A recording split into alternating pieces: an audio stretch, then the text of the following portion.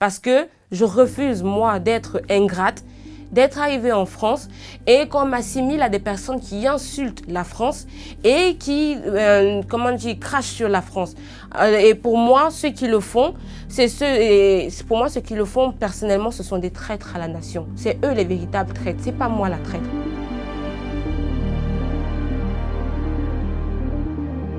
Je dirais que personne n'aime être sujet de moquerie ou de raillerie. Donc, que ce soit la députée Obono ou n'importe qui, quand on est pris comme l'héroïne d'une histoire qui n'est pas très glorieuse, on va dire, on peut prendre, ça peut être considéré comme de mauvais goût, on va dire ça comme ça. Mais de là dire que c'est raciste, je trouve que c'est un peu trop abusé.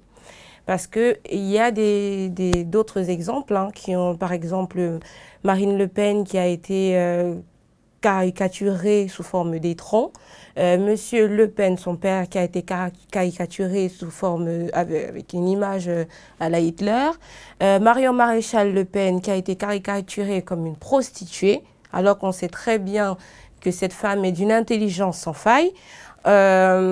Ou alors même la femme de M. Macron qui a été caricaturée, elle alors n'en parlons même pas.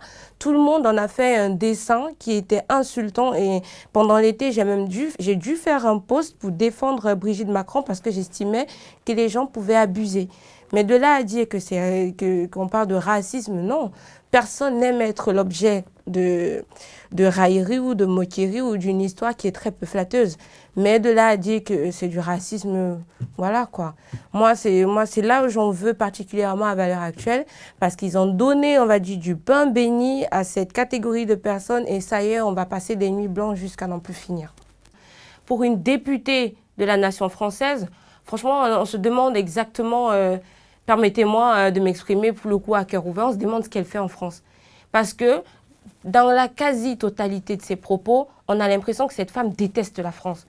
Pourtant, elle est députée de la France. On aurait dit qu'il y a une catégorie de députés qui sont députés parce qu'ils ont pour but de mettre la France à genoux. Et pourtant, elle fait partie d'un mouvement et ils se font appeler la France insoumise. Mais pourtant, on dirait que leur but, leur objectif, c'est de mettre la France à genoux. Sinon, expliquez-moi comment un député de la République a du mal à dire « Vive la France ».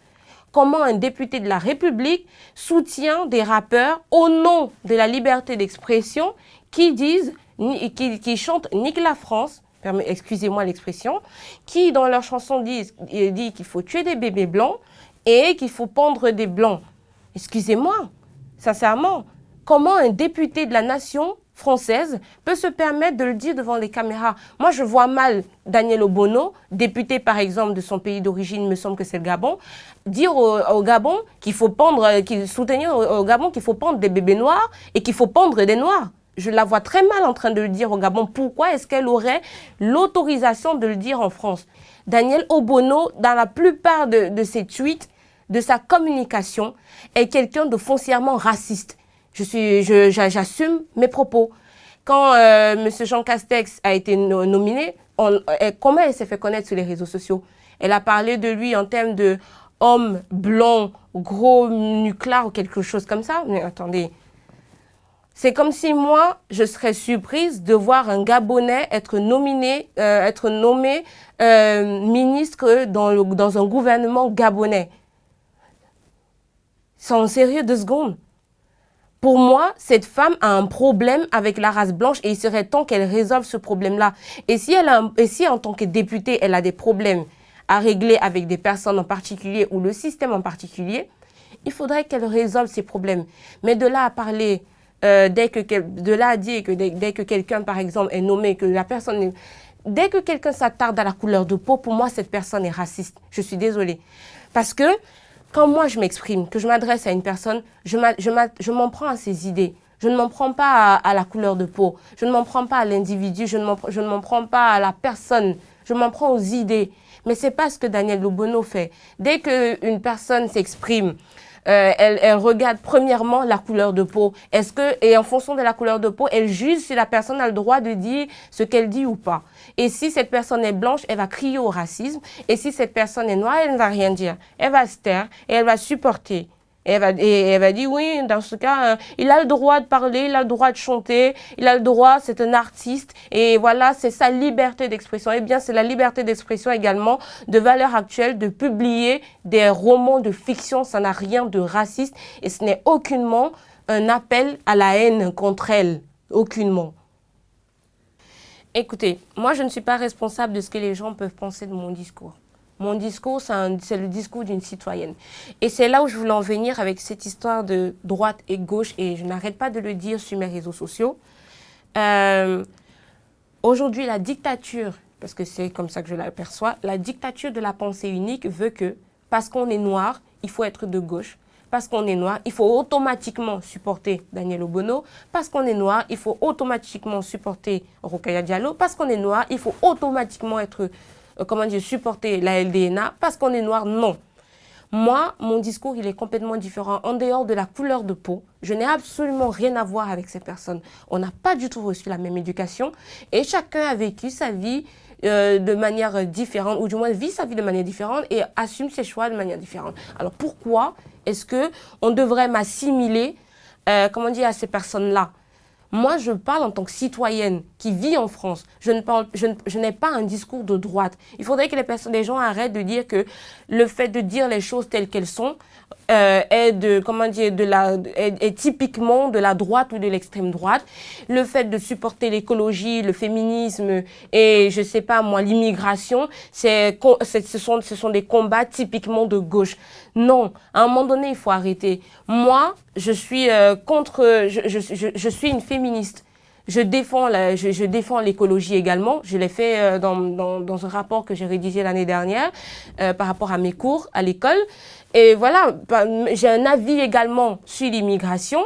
Et je dis les choses de manière crue. J'ai un problème avec le politiquement correct. Et ça ne fait pas de moi quelqu'un de gauche ou quelqu'un de droite, ça fait juste quelqu'un de moi, quelqu'un de Stella, une citoyenne qui n'est pas, de droite ou d'extrême droite. Il y a plein de personnes qui me suivent, qui sont d'accord avec mes propos, qui sont de gauche, mais qui ont été caractérisés, qui ont été traités de fascistes parce qu'ils tenaient le même discours que moi. Non. Alors, pour moi, je l'ai toujours dit sur mes médias, Bounty, pour moi, ce n'est pas une insulte. Pour moi. En tout cas, en ce qui me concerne, ce n'est pas une insulte. Tous ceux qui vont me traiter de Bounty vont en réalité me conforter dans mes prises de position. Parce que ça me rassure. Parce qu'à un moment donné, si à un seul moment donné, je suis assimilée à la LDNA ou au groupe des Traoré ou à la bien-pensance de Daniel Obono, pour moi, ce serait une insulte. Parce que je refuse, moi, d'être ingrate, d'être arrivée en France et qu'on m'assimile à des personnes qui insultent la France et qui, crachent sur la France. Et pour moi, ceux qui le font, personnellement, ce sont des traîtres à la nation. C'est eux les véritables traîtres, c'est pas moi la traître. Quand ils disent Bounty, ils me considèrent comme traître à la race, sauf que moi, je ne porte pas l'étendard de ma race, je porte mon étendard à moi. Je n'ai jamais pris la parole et dire que je représente les Noirs. Non, je me représente moi. Donc, les gens qui me traitent de traître, ils sont très mal, mais vraiment, ils me font trop parce que je ne représente que moi. Je n'ai jamais pris, moi, un drapeau pour dire que ça y est, voyez-moi comme exemple et tout ça. Non, je n'ai rien à voir avec vous, vous n'avez rien à voir avec moi. Il faudrait déjà qu'ils entendent ça et que ce soit clair là-dessus. Les débats qui vont nous opposer seront les débats d'idées et pas les débats de race. Et s'ils voient en moi une noire qui s'exprime comme une blanche, c'est bien que c'est eux les racistes et pas moi. Moi, quand j'ai une personne en face de moi, je discute idées, je débat idées. Je ne débat pas personne, je ne débat pas race. Donc si eux, ils me considèrent comme Bounty, c'est là le problème. À aucun moment, moi, je ne vais me considérer, en tout cas, essayer de rentrer dans leur rang pour être bien vu par eux. Je refuse d'être bien vu par ce genre de personnes. Ça, c'est clair et net. Le racisme anti-blanc, plus que jamais, existe, malheureusement. C'est-à-dire qu'aujourd'hui, on a une vague de personnes qui se sont souvenues qu'il y a eu l'esclavage, il y a eu le racisme, il y a eu la colonisation et qui veulent faire payer les affres du passé à des personnes qui n'ont strictement rien à voir et qui n'ont pris aucune décision de ce qui est arrivé dans le passé. Le racisme anti-blanc existe. S'il y a des personnes blanches qui se font agresser uniquement à cause de leur couleur de peau, c'est bien que le racisme blanc et le racisme anti-blanc existent. S'il y a des blancs qui ne peuvent pas s'exprimer sans être traités de racistes ou de fachos, c'est bien que le racisme anti-blanc existe. Aujourd'hui, moi, je peux me permettre de dire un certain nombre de choses devant la caméra que, par exemple, M. Messia ne pourrait pas dire. Il serait traité de raciste. Combien de fois on a traité M. Zemmour de raciste? Combien de fois on a traité Marine Le Pen de raciste? Combien de fois on a traité, je ne sais pas moi, même Marie, ma modératrice, de raciste? Combien de fois les militaires, les Français, les policiers, combien de fois on les a traités de racistes pour peu qu'ils aient donné un discours, pour peu qu'ils aient dit la vérité, les choses telles qu'elles étaient. Pour peu que ça. Donc oui, le racisme anti-blanc existe. Il y a des blancs aujourd'hui qui ne peuvent pas dire des choses parce qu'ils sont blancs. C'est bien que le racisme anti-blanc existe. Donc, il faudrait arrêter de dire que parce que il y a une histoire ou bien alors aujourd'hui, il y a des Noirs qui s'approprient le concept de racisme et dire que voilà, le racisme ne concernerait que les Noirs. C'est une aberration. Toute personne qui est fustigée à cause de sa couleur de peau, qu'elle soit blanche, noire ou jaune, ou une quelconque autre race, subit un racisme. Moi, je serais mais alors très honorée, moi, d'être française demain, d'avoir un passeport Bordeaux où ce serait écrit République française. Vraiment. Parce que c'est un pays, au fur et à mesure que j'évolue, les gens que je côtoie, les personnes que j'apprécie, les amis que je me fais, ce serait pour moi un honneur, en tout cas, de devenir française. Cependant, j'aime beaucoup mon pays aussi. Ce qui est bien aujourd'hui, c'est qu'on peut être... on peut avoir la double nationalité. J'aime beaucoup mon pays. J'ai milité pour mon pays aussi. Il y a mes premiers combats qui m'ont forgé, qui ont forgé ma personnalité, je les ai commencés au Cameroun. Et pour moi, voilà, j'estime qu'il y a encore énormément de choses à faire et que le Cameroun pourrait avoir besoin de moi. Et si le Cameroun a besoin de moi, je répondrai présente. Si je voulais avoir la nationalité et les passeports, comme ils sont en train de le dire, parce que je ne pense pas que c'est ce discours-là que je tiendrais, non.